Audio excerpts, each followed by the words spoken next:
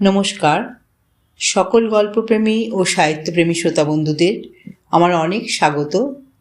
আমার আজকের নিবেদন কথাশিল্পী শরৎচন্দ্র চট্টোপাধ্যায়ের বাল্যকালের গল্প লালু। আজকের অংশ লালুর শবদাহকাণ্ড।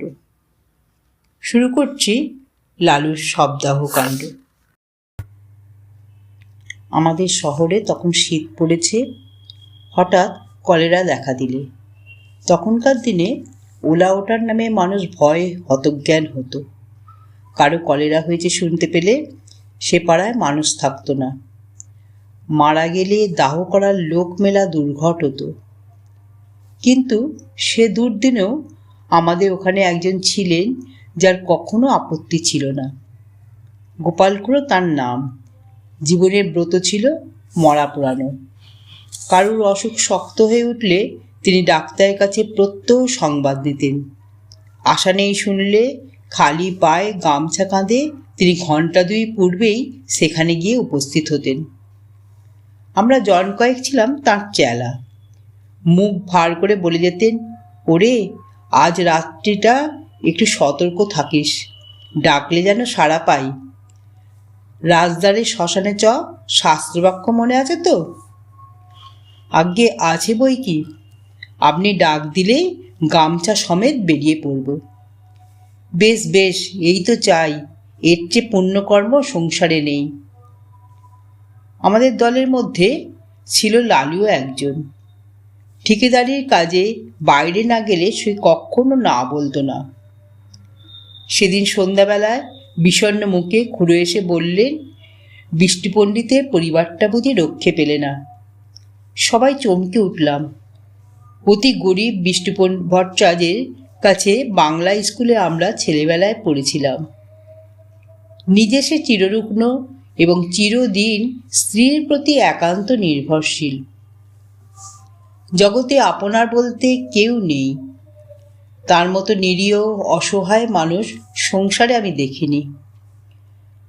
রাত্রি আন্দাজ 8টা, দড়ির খাটে বিছানা সমেত পণ্ডিত গৃহিণীকে আমরা ঘর থেকে উঠানে নামালাম। পণ্ডিত মশাই ফ্যাল ফ্যাল করে চেয়ে রইলেন। সংসারে কোনো কিছুর সঙ্গে সে চাহনির তুলনা হয় না, এবং সে একবার দেখলে সারা জীবন ভোলা যায় না। মৃতদেহ তোলবার সময় পণ্ডিত মশাই আস্তে আস্তে বললেন, আমি সঙ্গে না গেলে মুখাগ্নির কি হবে? কেউ কিছু বলবার আগে লালু বলে উঠলে, ও কাজটা আমি করব। পণ্ডিত মশাই, আপনি আমাদের গুরু, সেই সম্পর্কে উনি আমাদের মা। আমরা বাংলা স্কুল মিনিট 5 পথ। হাঁপাতে হাঁপাতে সেটুকু আসতেও তার আধ ঘন্টার বেশি সময় লাগত। পণ্ডিত মশাই একটু চুপ করে থেকে বললেন, নিয়ে যাবার সময় ওর মাথায় একটু সিঁদুর পরিয়ে দিবি নে লালু? নিশ্চয় দেব পণ্ডিত মশাই, নিশ্চয়ই দেব, বলে এক লাফে সে ঘরে ঢুকিয়ে কৌটো বার করে আনলে এবং যত সিঁদুর ছিল সমস্ত তার মাথায় ঢেলে দিলে। হরিবোল দিয়ে আমরা গৃহ হতে গৃহিণী মৃতদেহ চিরদিনের মতো বার করে নিয়ে এলাম। পণ্ডিত মশাই খোলা ধরে চৌকাঠে হাত দিয়ে তেমনি চুপ করে দাঁড়িয়ে রইলেন। গঙ্গার তীরে শ্মশান অনেক দূর, প্রায় ক্রোশ 3। সেখানে পৌঁছে যখন আমরা সব নামালাম তখন রাত 2। লালু খাট ছুঁয়ে মাটিতে পা ছড়িয়ে বসল। কেউ কেউ যেখানে সেখানে ক্লান্তিতে চিত হয়ে শুয়ে পড়ল। শুক্লা দ্বাদশীর পরিস্ফুট জ্যোৎস্নায় বালুময় বহুদূর বিস্তৃত শ্মশান অত্যন্ত জনহীন। গঙ্গার ওপার থেকে কনকনে উত্তরে হাওয়ায় জলে ঢেউ তুলে উঠেছে। তার কোনো কোনোটা লালুর পায়ের নিচে পর্যন্ত আছাড় খেয়ে খেয়ে পড়ছে। শহর থেকে গরুর গাড়িতে পোড়াবার কাঠ আসে, কি জানি সে কতক্ষণে পৌঁছাবে। আধক্রোশ দূরে পথের ধারে ডোমদের বাড়ি আসার সময় আমরা তাদের হাঁক দিয়ে এসেছি। তাদের আসতেই বা না জানি কত দেরি। সহসা গঙ্গার ওপারে দিগন্তে একটা কালো মেঘ উঠে প্রবল উত্তরে হাওয়ায় হু হু করে সেটা এপারে ছুটে আসতে লাগলো। গোপালকুড়ো সভায় বললেন, লক্ষণ ভালো ঠেকছে না রে, বৃষ্টি হতে পারে। এই শীতে জলে ভিজলে আর রক্ষে থাকবে না। কাছে আশ্রয় কোথাও নেই, একটা বড় গাছ পর্যন্ত না। কতকটা দূরে ঠাকুরবাড়ির আমবাগানে মালিদের ঘর আছে বটে, কিন্তু অতখানি ছোটা তো সহজ নয়। দেখতে দেখতে আকাশ গেল ছেয়ে, চাঁদের আলো ডুবল অন্ধকারে। ওপার থেকে বৃষ্টিধারায় শোঁ শব্দ এলো কানে, ক্রমশ সেটা নিকটতর হয়ে উঠল।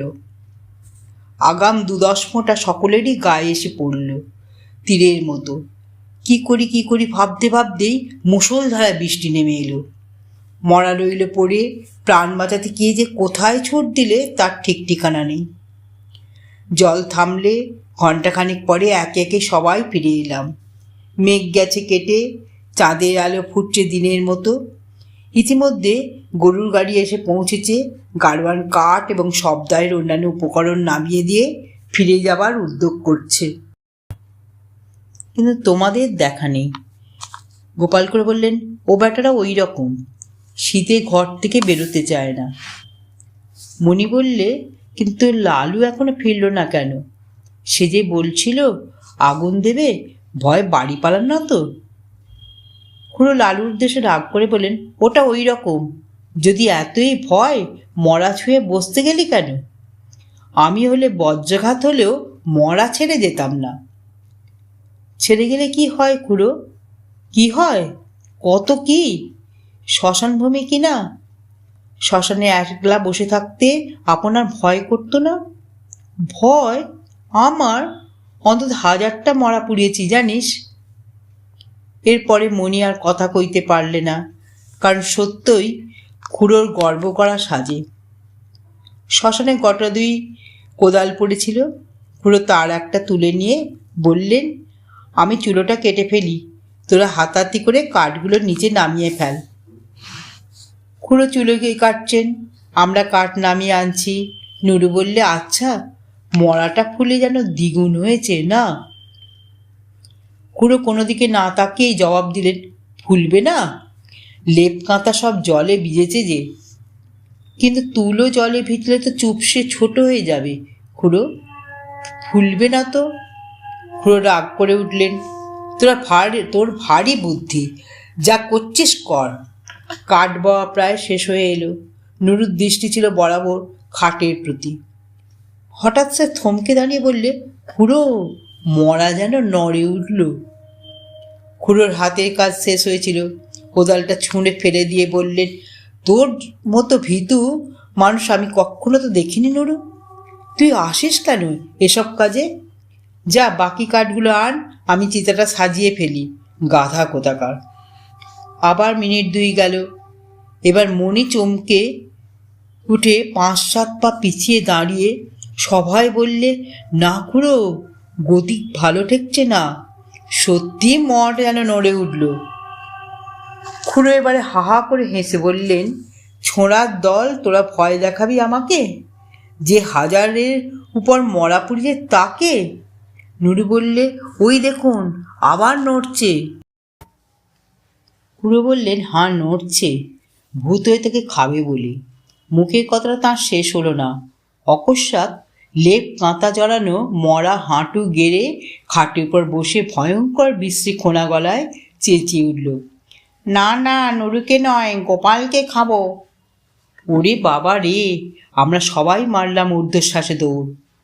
গোপাল খুড়োর সম্মুখে ছিল কাঠের স্তূপ। তিনি উপরের দিকে আমাদের পিছনে ছুটতে না পেরে ঝাঁপিয়ে গিয়ে পড়লেন গঙ্গার জলে। সেই কনকনে ঠান্ডা এক বুক জলে দাঁড়িয়ে চেঁচাতে লাগলেন, বাবা গো, বেঁচে গেছি গো, ভূতে খেয়ে ফেললে গো, রাম রাম রাম। এদিকে সেই ভূতও তখন মুখের ঢাকা ফেলে দিয়ে চেঁচাতে লাগলো, ওরে নির্মল, ওরে মণি, ওরে নরু, পালাস নে রে, আমি লালু, ফিরে আয়, ফিরে আয়। লালুর কণ্ঠস্বর আমাদের কানে পৌঁছালো।